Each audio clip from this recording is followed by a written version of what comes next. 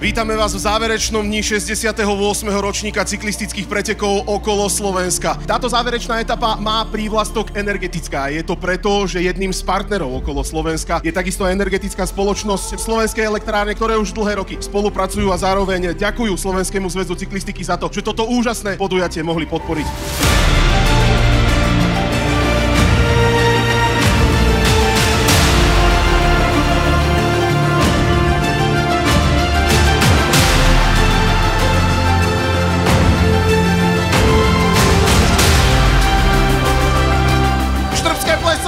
Privítajte cyklistov, ktorí prichádzajú do cieľa!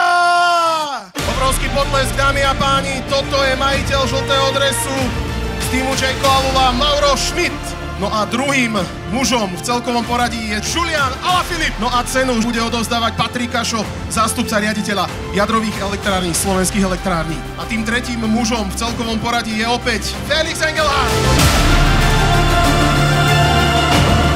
Trojnásobný majster sveta, niekoľkonásobný držiteľ zeleného dresu, Peter Sagan, obrovský potlesk, priatelia!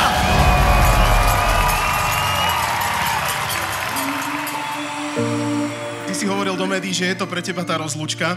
Je to naozaj tá derniera, je to ten koniec, je to tvoja definitívna rozlúčka nielen z okolo Slovenska, ale aj s cyklistikou? Tak s cyklistikou určite nie, ale ako s pretekárskou kariérou na ceste určite hej. Ja si myslím, že svoje som si už odjazdil a stačí mi. Je to drina. V prvom rade musím všetkým fanúšikom poďakovať za celú moju kariéru, že ma podporovali a chodili za mňou na preteky a veľmi si to vážim a vždycky bolo dobré, keď som mal aj ťažké chvíle, že som sa mohol na vás spoľahnúť. Ďakujem. Priatelia, Peter Sagan!